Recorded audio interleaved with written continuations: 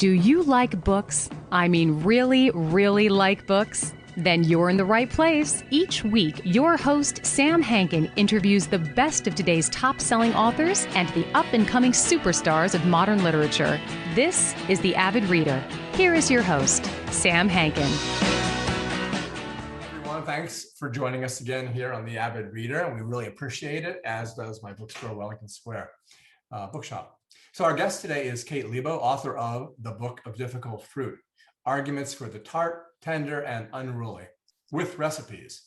This is her first collection of essays published by FSG in April.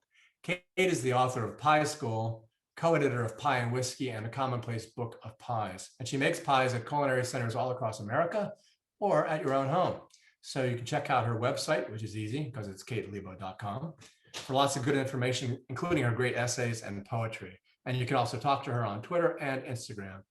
So the Book of Difficult Fruit is a kind of lexicon, an ABC durian, or however it's pronounced, journey to a land of the tart, the sweet, the garbagey, the astringent, the aromatic fruit that are so difficult to peel or cut, difficult to prepare, and sometimes difficult to eat. So although I was familiar with most on a surface level, of course, a few were unknown to me, like face clock, which sounds like a new spatial temporal form of social networking, and lump, which is something I don't like when said by a doctor since it might be suspicious. And I was familiar with xylitol since my vet said to stop feeding gummy bears to my dog. And there's also some stuff about cigarettes and smoking, which made me want to go out and buy a pack of Marlboros, since Kate's husband, Sam, waxes longingly over his perhaps misguided promises to kick them until he was 70, and I'm turning 69 on Friday. Anyway, before my introduction becomes another one of my monologues, welcome, Kate, and thanks so much for joining us today. Thanks so much for having me, Sam. It's good to be here. So, shall we begin with durian? Why not? Okay, let's go. I was in Singapore. I was walking through the market. I smelled something that was so horrible. And then I looked down and saw this thing that looked like an enlarging array of the coronavirus. And talk about durian. It's fantastic fruit, right? Yeah, it's fantastic, but I don't want it anywhere around me or on my bus, where it's banned. I was surprised. So I live in Spokane, Washington. Fresh durian to get to where I am has to come a very long way. It took me about 2 years to find a fresh one. And once I finally found one, like it was so spiny and so heavy, I had to wrap it in my sweater to get it to the counter. And once I got it to the counter, the gal there kept asking me, are you sure you want this fruit? Are you sure? Every single time I bought durian, the person I bought it from would question the wisdom of me buying it. I thought it was very honest of you to admit the second time around that you didn't know how to cut it. Sure. After lying because I got shy. And I was just like me. I'm not going to pass this durian test, am I? And she knows it. But it was, and that questioning was funny. It was interesting. It was this cool kind of point of connection with somebody in my community. But it also was a moment where I realized, like, oh, they probably have people come in here with some expectations of these fruits that once they get them home, they're like, what is this? They don't necessarily have a taste for it. For one reason or another, whether because they've never seen it before, because they've got a westernized kind of palate that isn't used to these more pungent Southeast Asian flavors. But I realized in talking to these people who I was buying the durian from, they were trying to tell me, like, you can't bring this back. Okay, if you buy it, get ready. You cannot bring it back. It's not our problem if you don't like it. Well, it's like you're talking it up now like it's okay, but in your chapter, you kind of say, I've eaten an enormous amount of it, but only to write this chapter. Exactly. Yeah, no, and I've had both experiences at this point, with the experience of really not liking it, really having that, that it did smell like a sewer. It did smell like onions and kind of this melon, going bad in the back of your car. And as I was writing, so I was feeling really worried about, repeating some of the judgments of durian that I have encountered, and that frankly introduced me to durian in the first place, the kind of clickbaity articles that are like world's stinkiest fruit, gross fruit, blah, blah, blah. I mean, I think that people who enjoy durian, people who are of a Southeast Asian background are probably, rightfully sick of that kind of reaction and that judgment, right? But I was having that experience. So what was I supposed to do with it? And what I found was through trying to make sure that the adjectives that I was using to describe this experience that was terribly typical, I started to develop a taste for the fruit. So you'll see in the durian chapter, it ends with me, gratefully throwing it out, just giving up, right? But what's fun about the form of this book is that the head notes of each recipe, there's 2 recipes of each that follow each essay. So the head notes within each of those recipes offer another opportunity to come back and reconsider and bring in more information. So you'll see in the head notes of those recipes kind of another encounter with the fruit where I made some peace with it. I found out actually through trying it with another friend, a friend who didn't have a taste for it, that as she was shocked and bothered by what she was tasting, I was actually kind of enjoying myself. Yeah, but your friend and your husband both despised it. It's true. It's true. It's true. No, it's just not for everybody, but the people who love it is from what I've read. Yeah. Hey, I'm somewhere in the middle. Did you happen to see that there was an article in this week's New Yorker called Yuck? There's a book called Yuck, and it's about foods that are challenging at best. And he gives you a run for your money because he tries this thing called hakaro, which is Icelandic shark, which he says tastes, much like you would, tastes like gnawing on 3-week-old cheese from the garbage that had also been pissed on by every dog in the neighborhood. Oh God, yum. So you have to read that thing. I do, and I mentioned that dish in durian as well as I'm trying to consider, these foods that we consider stinky often can are often important to particular cultures. I mean, and are often a mark of you being outside of a culture. If you don't appreciate it, it might be a sign of kind of your lack of experience with that culture, or just not belonging to it, What about which is neither good nor bad. It's just how it is. What if you leave fruit, like say, for example, like haggis? Have you had haggis? I have, yeah. And? It's fine. I didn't love it. I didn't love it. Yeah. I didn't pursue haggis as determinedly as I pursued durian to try to figure out why people loved it and what did this taste like. But it was okay. Yeah, except I would throw up. I think. Well, so, okay, let's switch then. So let's go to something more, okay, like the chapter on whole wheat. Sure. So why, I mean, I read it, so I know, but tell us why whole wheat is difficult. Sure. So wheat is an incredibly important substance to the Western diet. It is, the queen of baking, the queen and the king of baking. It gives your bread heft and taste and structure. And it's just in so many things that we love. It's also a really important economic staple for North America, for the United States and for Canada in particular.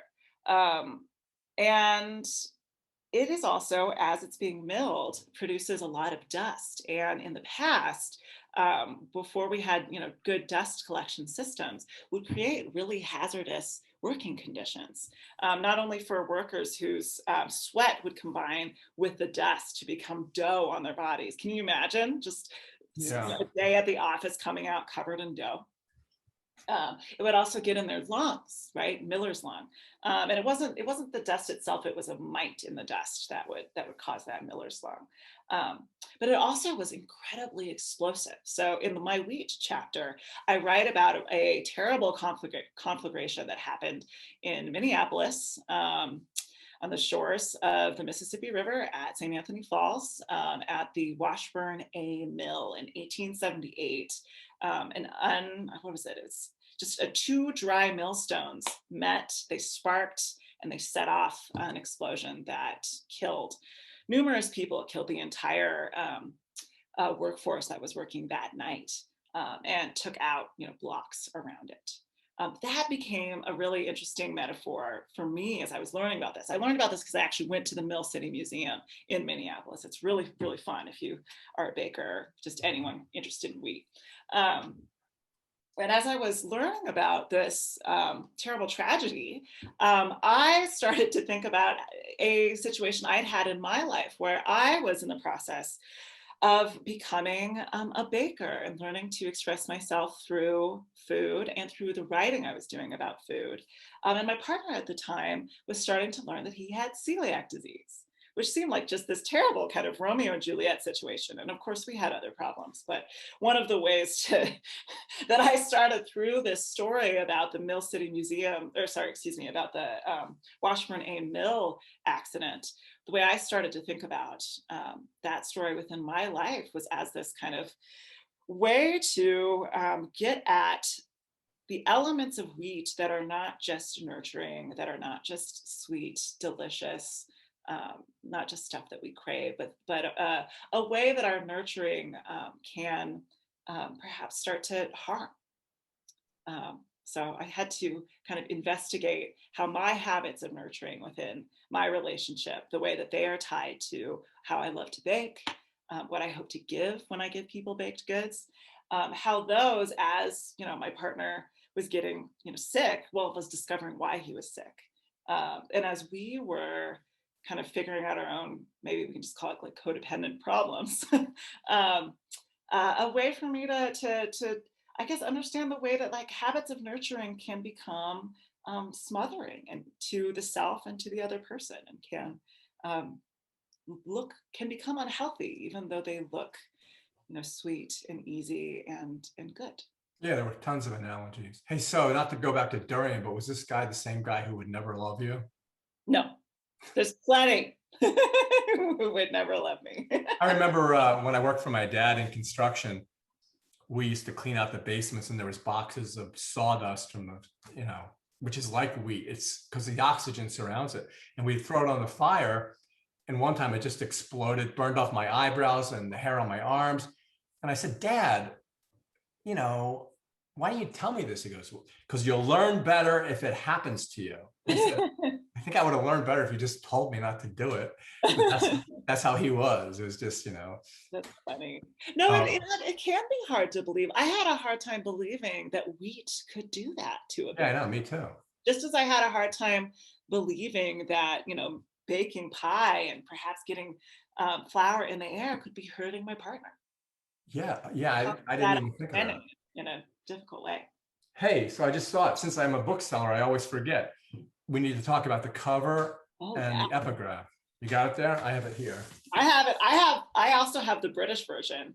If you want to see it. Let me see the British cover. Also, it's got these gleaming gooseberries on the cover. Oh, that's nice. I know. They know. Both of them are nice. They know what to do with gooseberries. It's really funny how publishers know how to make covers because they need to sell books. Right. And everyone who comes into my bookstore, that's what they look at. That's why they don't let the authors do it, generally. So the epigraph is from Elizabeth Luard, and you can go ahead and read it and talk about it a little bit because. Oh, sure. So she says, and this is such a fantastic, the whole entry is fantastic if you can get your hands on a copy of the Oxford Companion to Sugar and Sweets. She says, if sweetness makes fruits desirable, there must also be sharpness, no rose without a thorn. The palate rejects blandness, even when attracted by sweetness. Yeah, and you reject blandness too. What is the one that you said, no matter what you did, you could, medlar. Medlar, yeah, that was tough. Yeah. That was tough for them, but also I found a beautiful use for it, but we'll get to that. Plus you owe me $30 because when I read the epigraph, I went out and looked at her. I went to Abe Books and she wrote this book called Squirrel Pie. And I had to buy it. So either you owe me the money or I didn't know that. Or I'm going to send you, if I send you the book, we're even. Otherwise you owe me $30. Okay. But I got a first edition because I'm an idiot. Because when I opened the bookstore, everyone said, you cannot be a book collector and a bookseller at the same time. Says who? from every bookseller that I talked to, and I totally ignored them. So Okay. also, when you look up you on YouTube, after your YouTubes, there's a really cool one about how to make a 23-layer butter cake. Oh, wow. It's really cool. They have this like lathe and they just keep rolling it and rolling it and rolling it. So the algorithm, if you put me in, leads you to a butter cake. Yeah, which seems nice. That's fine. Well, so, okay, this is what I do. So we're trying to sell your book. So it's not about me. Okay, so since you did it as an alphabet, what would you have included if you had more than 26 letters, like what you said about Pinot Noir that you wanted? Yeah. Gosh. I would have loved to have done an oyster, like Estrella lurida. Might not be pronouncing that exactly right, but that's a native oyster to the South Puget Sound, where I lived during the legislative session, and watching people, the oyster beds, going for a walk on that beach and having the oysters wash up. It's pretty magical, and getting to extend the metaphor of fruit to fruits of the sea would have been fun. That's a fun story too, because that's a oyster that hasn't been valued by commercial oystering until recently. Most of the oysters that are farmed in the South Puget Sound are from elsewhere, but with an interest in local aquaculture and stuff, there's starting to be a market for it. So they're these little native Olympia oysters. I would have done them. I would love to have done a mushroom, actually. Yeah, that would have been cool. A porcini.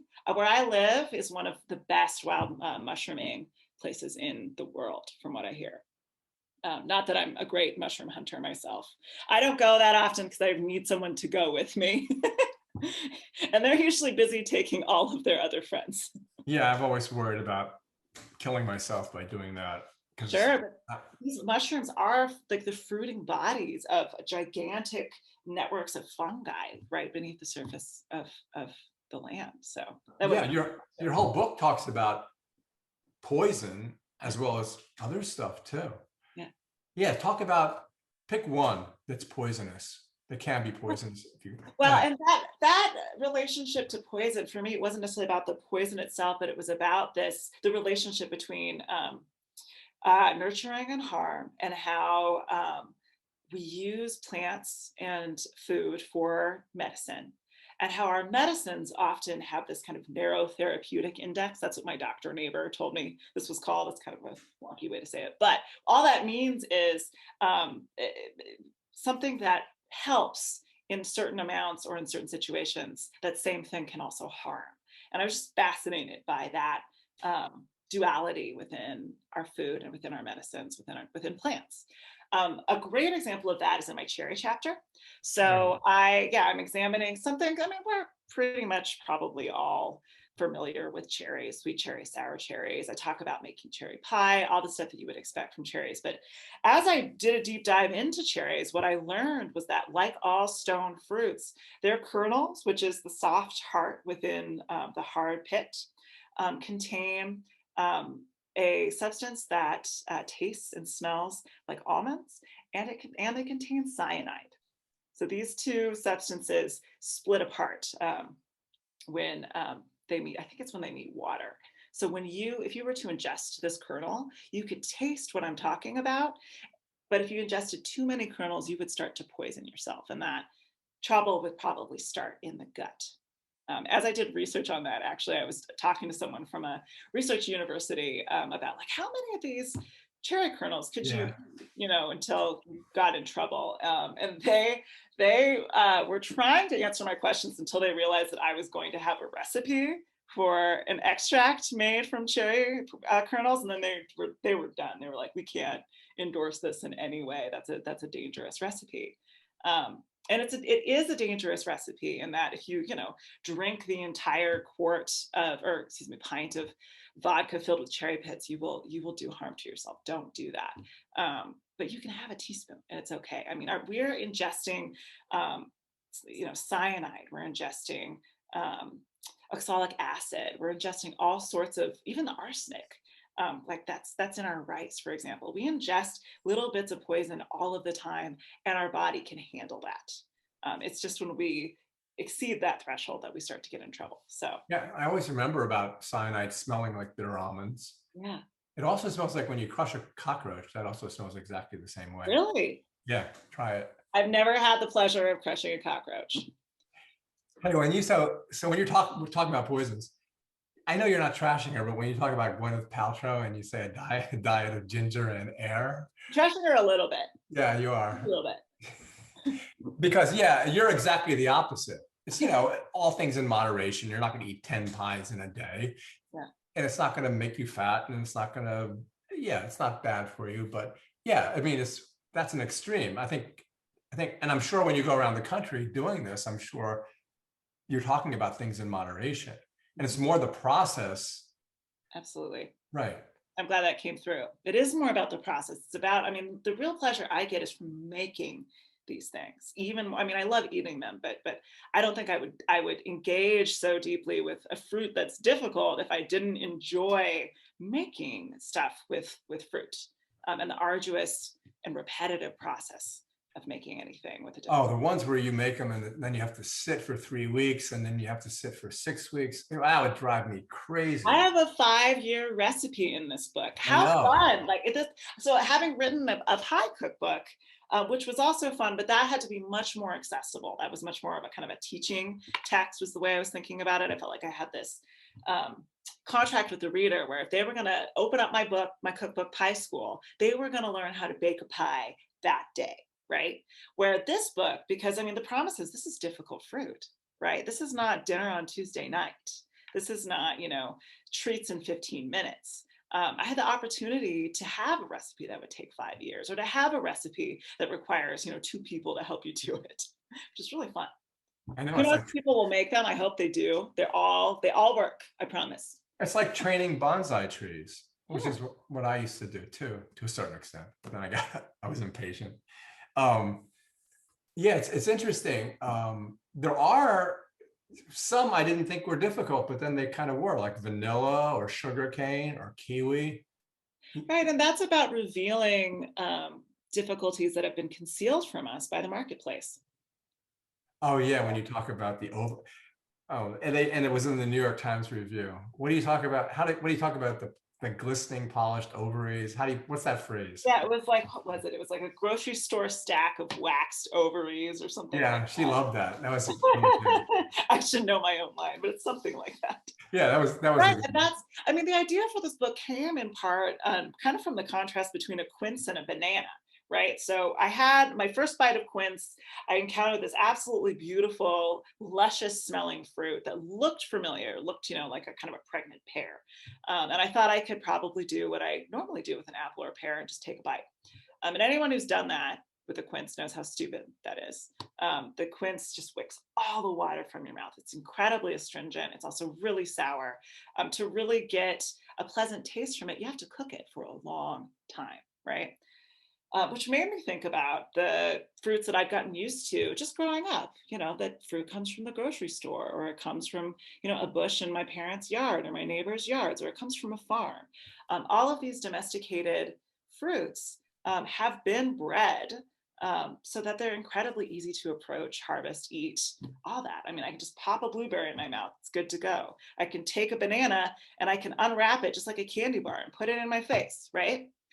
There's just so much else out there. The grocery store, I think, really, it's fantastic that we can go to one place and get an abundance of food, but it really, I think, limits our imagination and limits what we know is possible about food. Perfect example in your book is the maraschino cherry, because, you know, now with all the craft cocktails, when it says maraschino cherries, most people go to their refrigerator and get the jar of red dye #2 cherries and put one in. It completely ruins the cocktail. So you have, how long does it take to make I forgot how long it takes to make the maraschino. The longest part of this recipe is just pitting the cherries yourself. Oh yeah, so don't kill yourself, buy a cherry pitter. Or the trip to the liquor store takes longer than everything else. All you need is a bottle of Luxardo maraschino liqueur and some good sour cherries. You heat them up, you put them all together, and I seal them in a hot oven, and then you're good for a year. Yeah, and it really does make a difference. Yeah, it's delicious. What was I going to ask you?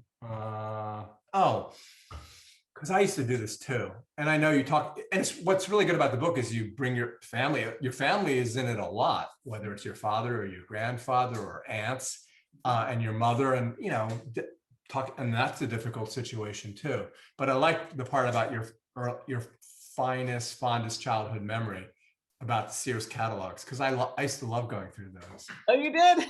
Yeah. I'm not alone.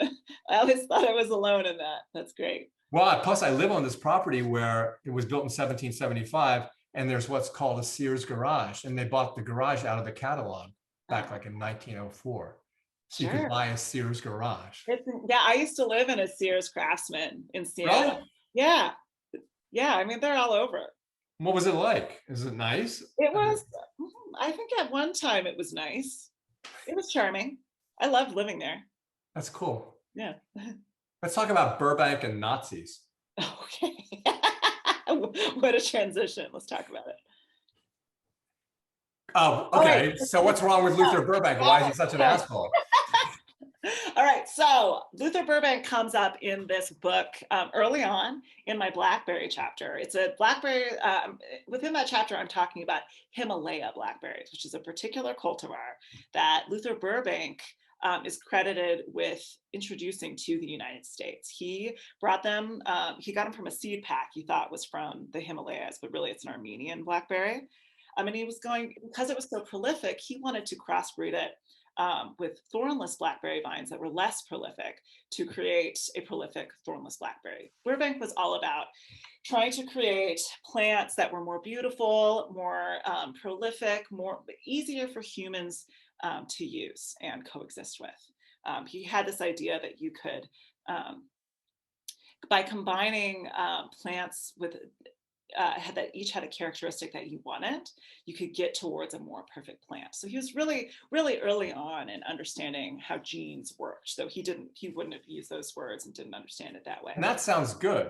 That sounds good. But then it started to get into, he also became a proponent of eugenics and started to, he wrote a book called The Training of the Human Plant, where he uses his knowledge about how to create plant, ideal, so his version of ideal plant cultivars and he applied that idea to how to create ideal humans, particularly in the United States. And if you read the book, there's a whole lot that will jump out to a modern reader as offensive and racist and absurd. And the eugenics, of course, was the movement that the Nazis used to justify their genocide. So it gets really dark really fast. Yeah, it's really interesting. And I didn't expect this at first when I started reading. Well, first of all your essays that are you can get, again, on your website, you can get most of it, plus the loudness and all that, which we don't have time for that. But yeah, it's interesting how a lot of this is so metaphoric. And the reader has the opportunity to create the metaphor that comes to their mind. But it really is a good template for metaphor, because you have the fruit doing this, doing that, and then you immediately think of a person who's kind of like that, which is weird. And that chapter early on was showing to me, as I was going down this rabbit hole of Luther Burbank, Himalaya blackberries, into eugenics, into World War II and genocide, I was just like, wow, like this is a really great example of the limits of trying to think about people as plants, of using plants as a metaphor for people. Though I do that throughout the book. That's one of the engines of the entire book. I mean, those metaphors always are half inhuman, right? Yeah, definitely. Plants are not people. Plants can help us understand ourselves, and I think it's important and incredibly rewarding to find ways to be connected to plants, to have things in common with, to coexist, find ways we truly coexist besides just eating and consuming. But there's limits to within this writing to what you can understand about people by understanding plants. Yeah, and what you do is in each chapter, no pun intended, but you branch off. Uh-huh. And sometimes very parenthetically, like in the durian, when you go, doing this with a man who would never love me. It's like, it's hilarious. I mean, I laughed out loud, and you probably did when you were writing it, but or Sam Not did. that part, but I was like, oh, so I'm the durian now. Exactly. You know, you start just all these moments are fairly accidental on purpose, I suppose. Like I would get an idea of how no, it was more that I would start writing and start to repeat myself. So repeating myself in terms of describing myself as someone who was unloved, but then also describing myself not loving the durian. That provided structure for that chapter. I was like, oh, here we go. Here's some repetition, or here's a kind of rhyme within that essay that can tell me where to go next. Yeah, and it's like when you talked about, for example, placebos. That was another good one, because I always look, when you prescribe something and you look at the drug instructions and the interactions, it always shows the difference in efficacy between placebo and not. It's like 4%. So it's like, okay, I'm doing this as a 4% chance more than if I had a sugar pill. And then you talk about the difference in placebos too, between a sugar pill. Mm-hmm. Yeah, talk about that a little bit. That was very interesting. I was trying to understand, can food be medicine? How is food medicine? What kind of metaphors do we use to identify our medicines?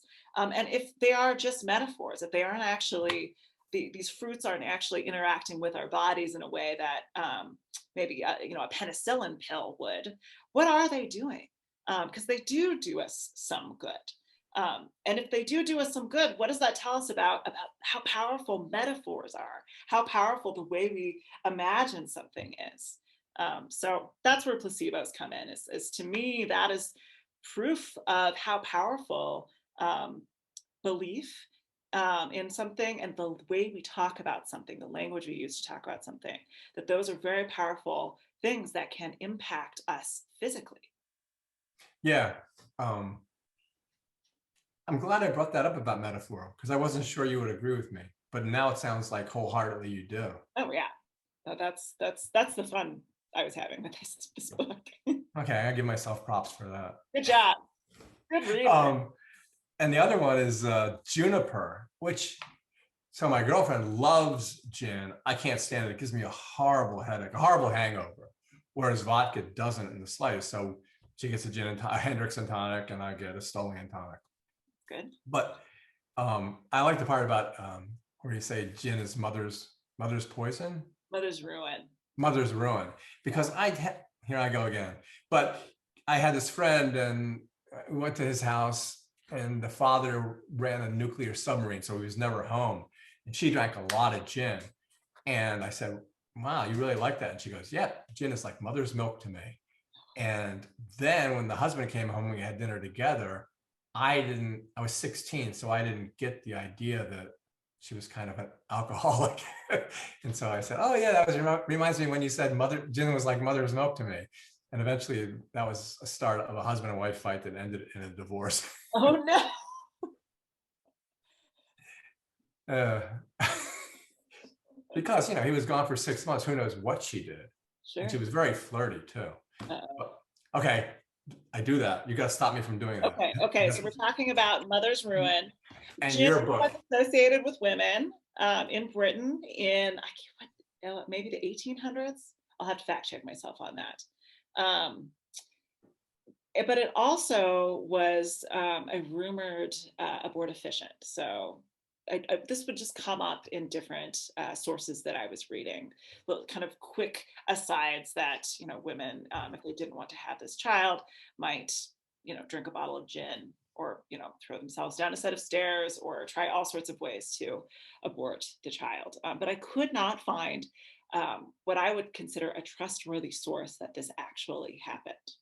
I also couldn't find within texts about juniper even that much information about it being an abortifacient. Though if I went to a text like Gabriel Hamilton's, it's the Encyclopedia of Folk Medicine, if you look up abortion and abortifacients, it will show up there, for example. So there's this kind of weird one-way flow of information about juniper's connection to herbal methods, historical herbal methods of abortion. And the other thing that you bring out is that one of the reasons why you can't find the actual documentation is that the doctors and everybody else just like when you asked about cyanide, everyone's very circumspect. Yes. They don't actually come out and say it. They say something like it about the womb, but they don't specifically say this is what it's going to do. And we don't know exactly why each of those sources would have said it their particular way, but would have been cagey about it. We know that abortion has been something shameful and taboo for a very long time. And that historically, these methods of women these methods that women use to control their own fertility were taboo. And so the transmission of that knowledge has been broken consistently throughout history. There are a couple of other fun mystery to try to delve into. You know it's there, but you can't find the source. Yeah, that is. Yeah, and that's a lot of your book is like that too. Is, as you said, going down rabbit holes. Yeah. It's the other one that was interesting because I'm looking at it right now is my Osage orange tree. Oh, you have one? Yeah, I'm looking at it right now. So, you know, in the beginning, I've been here 20 years. When I would go out and cut it in half and think, okay, I can eat this, and then of course, yuck. And then I thought, well, I can slice a little bit off and it'll be perfect in a gin and tonic or a vodka and tonic, which it kind of was, but wasn't. Yeah. And then, so then what I did was I would just take them off the tree and throw them at this roof of this potting shed I had to see if I could hit the roof and then go over. Yes, there you go. But then I mistakenly would miss the roof and go through the window of the kitchen, and my ex-wife would be part of the reason she's my ex-wife is because I would do a lot of things like that. So she kept breaking her kitchen window? Yeah. Huh. But yeah, so talk about the Osage orange, because when I cut it in half the first time, I said, who the hell designed this?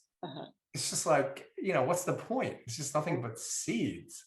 And what a cool reminder that fruit, you know, co-evolves with animals, but not necessarily with humans. Right? Yeah, in my research, the theory that I encountered was that Osage oranges, which are these kind of green, brainy looking balls about the size of a softball, that they co-evolved with megafauna in the Pleistocene, I believe, and that their natural seed dispersal system, which would have been these animals, died out, but they didn't. So now humans are dispersing them throughout North America because they make a really good shelter belt. So we don't eat them, but we use them to protect land from wind. They use them, the WPA use them. Also, unless I'm wrong, and unless it's a variant of Osage orange, these have really sharp thorns on them. Oh, you mean the branches do? Yeah. Yes, that is. Yeah, and so I couldn't get through those. They would be impossible to get through. I guess basically every living thing is trying to replicate itself, wants to reproduce. So all those seeds really do make a difference, whether animals are eating them and pooping them out or whatever happens to them. And that's the idea, is this is what we have to do. We got to keep going. Yeah. And that comes out, persimmon is another good one like that. Yeah. But how so? I don't know. It just seems like, well, who eats persimmons? I mean, what animals eat persimmons? Sorry, not persimmons. I know you eat them. Well, you're an animal too. But I mean, who are the other animals, not humans, that eat persimmons? Oh, deer, maybe? I don't know. I don't know either, but it seems like they would propagate easily that way through also. But in any event, hey, when you wrote this, since you talk about smoke all the time, not cigarettes, but although that's interesting, why do you talk about cigarettes so much? Not that much. Well. Do you still smoke 30 a year? Do you still? No, I don't. No, that's all over. That's all over. That's part of when it's like, say, my husband used to smoke. You know, I'm not sure how many packs a day. I wasn't with him when he was a smoker, but he was a long time smoker. So me smoking even just a little bit, he just drives him nuts because he still does miss those cigarettes. So it was a lot easier. It was good for our relationship. It was good for my own health to be like, I don't need to do this anymore. I don't have that gene, the one that absolutely loves smoking. But I did enjoy my cigarette every now and then with friends. So it's when I wake up in the morning and have my cup of coffee. That's when it does it. Sure. That's when I have to have it. But so anyway, the other kind of smoke. When you were writing this, that's when the fires were? I mean, they're still happening, but I mean, not right now, but well, while I was writing this, it was becoming clear in my region, I live in the inland Northwest, that we were starting to have a new season near the end of the summer. That was smoke season, wildfire Yeah. season. We're expecting another one this year. It's been really, really dry. I thought about it because like olfactorily, it must have impinged on some of the things you were doing because did it? Yes. Well, I mean, and within the chapter that you're referring to is ume, where I'm making I'm making umeboshi, which are kind of a health food. But I have to dry them outside while there's wildfire smoke in the air. So the irony of that I thought was useful for an essayist anyway. And it also made me think about, will we be here in 5 years when these are ready to go? I mean, I hope so. But last year, the wildfires were so bad, we were stuck in our house for over a week, and we had to wear masks to bed because our house leaked. Really? Oh, it was awful. Yeah, it just was profoundly disconnecting experience for all of us in this whole area. And it was affecting, the entire Pacific Northwest. So Yeah. ongoing environmental problem. Yes, it's something that, you talk about climate change, but you are living right in the middle of it. Yeah. Center. Well, and we're on the tail, the ways that we have managed. I mean, I'm going to step in here because I think now that we're experiencing everyone's being affected by fires. Everyone has an opinion of what should be done to prevent the fires. I'm not really educated enough about this, but I do know enough to get myself in trouble. So what I know is that native tribes in this area practiced controlled burns for millennia and used that as an agricultural technique. And I think we're starting to understand that was a smarter way to handle our forests than to suppress fire constantly. Because now we've got a tinderbox all over the West that's been going on. Yeah. Anyway, now we're way beyond the scope of my book, except actually that does lead us to talk about huckleberries, which is a plant that thrives the year after a forest fire. So it needs that kind of canopy clearing fires to let some more light in so that they can continue their bushy ways out from the mountains. Yeah, I've been in forests where there's been decimation, and then the next year you see all this incredible green, all this growth. Yeah, the renewal is fantastic and faster, I think, than it's hard to imagine how fast it can be. But I remember whenever we learn about Mount St. Helens and that disaster in 1980, what's always part of that story is how surprised everybody was, how surprised scientists were at how quickly plants came back and animals came back. And talk about seed dispersal systems. I can't remember there was a rodent that was up there that was, dispersing all sorts of seeds as it was digging under the ground, and these wonderful flowers came up, I think even just a year later. It was back in 1980? That was in 80? Yeah. Wow. I never would have thought it was that long ago. No. Hey, we haven't talked about any of the recipes because the title says with recipes. And so the first one is the Aronia Smoothie, because again, my girlfriend makes a smoothie every morning and starts out with leafy greens. And she has this Vitamix, which is loud. It must be 120 decibels. It's louder than a 747. It drives me crazy. But then when she brings it up and drinks it while she's getting ready, it looks like raw sewage. And she's tried to get me onto it, but I just can't do it. And so talk about the Aronia. Yeah. Am I pronouncing, is it Aronia? Yeah, Aronia, yeah. So the Aronia berry may be better known to folks out there as the choke berry. It's been rebranded from its scientific name. I think it's Aronia melanocarpa. Aronia is a little bit easier to sell than a fruit that has the word choke in it, right? But these berries are so astringent. That's what gives them their choke. That astringency is accompanied by anthocyanins, which are the properties that are, so let's see, am I going to get this right? You know what? I did very careful research for this chapter, wrote it all down, and I can't remember it enough to get it straight.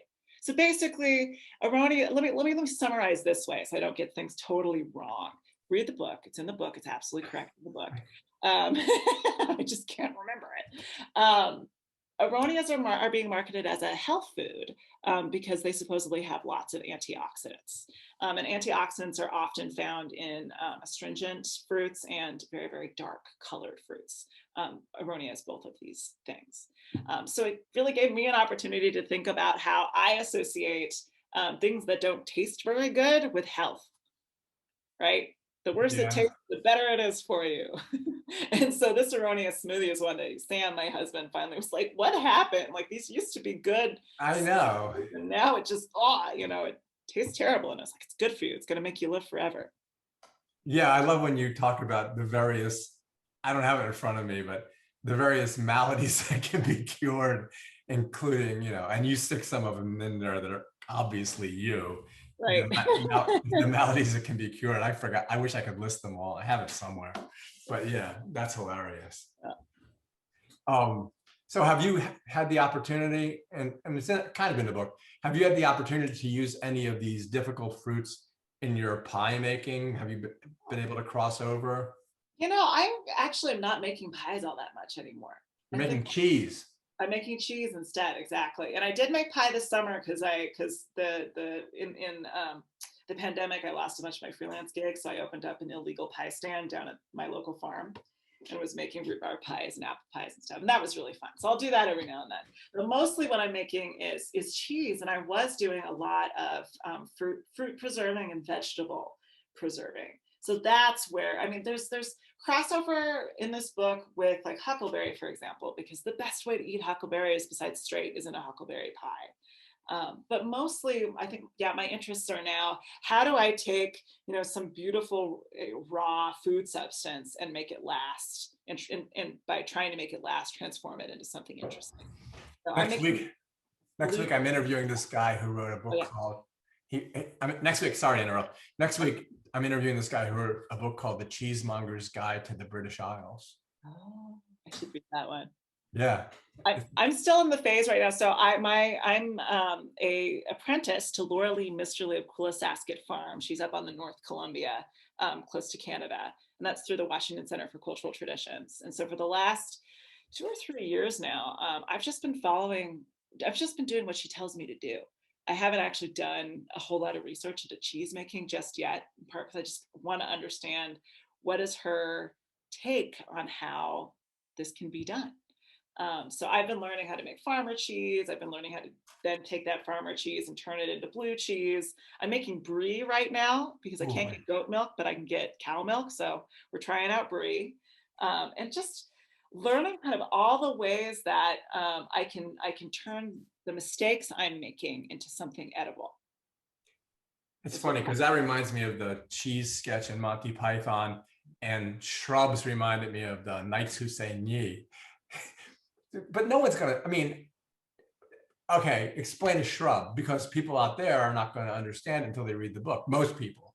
So sure. I thought it was a shrubbery. Sure, it's old-fashioned soda. They're pretty popular in Portland, for example. I think you can buy them canned, not canned, bottled. But they're a vinegar base. It's usually equal parts fruit, vinegar, and sugar, if I remember correctly. You stir them up, let them sit for a while, strain it. If you like the way it tastes, awesome. If you want it to have a more pungent berry flavor, fruit flavor, put some more fruit in there and just let it sit a little bit longer. You can drink that straight if you want, but I prefer it with a little sparkling water. Where my bookstore is, we sell coffee, but then this coffee shop moved in down the street and their lease precludes another coffee shop, but they let us still sell coffee. So we started trying to sell cordials. Oh, interesting. With elderberry. Yeah. And it has that spritzer thing that's beautiful. It's a big brass thing that carbonates the water. So we're experimenting with cordials now. It's like a soda fountain? Yeah. Like cool. I know. That's really cool. And I'm assuming by cordials, you mean the non-alcoholic kind? Correct. Yeah. Everyone asks, but yes. Right. But I do have some vodka in the back of the store. So special occasions. Yeah, special customers. Good. That sounds really good. Okay, well, are you sick of me? It's 53 minutes and 50 seconds. Oh, we did good. This was a great interview. Yeah, it was. Thanks so much. And yeah, the book, it's on the front table. And I should get the British version too. I will. I'm gonna set both of them next to each Those other. gooseberries. You need them. I'm not saying I like it better, but I kind of like it. They're both good. They're both good next to each other. My mother did say she likes this one better. She did? Yeah, she was like, oh. I can always tell when a publisher likes an author because they emboss. Oh. You don't get embossing unless they think your book's going to do really well. Is that true? Yeah. Really? Yeah. and deckle. Well, you didn't get deckled edges though. That's for the next book. We'll see how this one does. Maybe next time I'll get deckled edges. Or you'll probably hand deckle them yourself. You move into. Oh yeah, because you talk about paper. Right. Making paper. All right, I could go on forever. Paper. There's all sorts of things you can do with fruit that decide. Okay. All right. Everyone should read it. Everyone should come in my store and get it. Absolutely. And hopefully we'll talk again. That's good. Take care. Thanks so much, Sam. Okay. Thank you. Bye. Bye.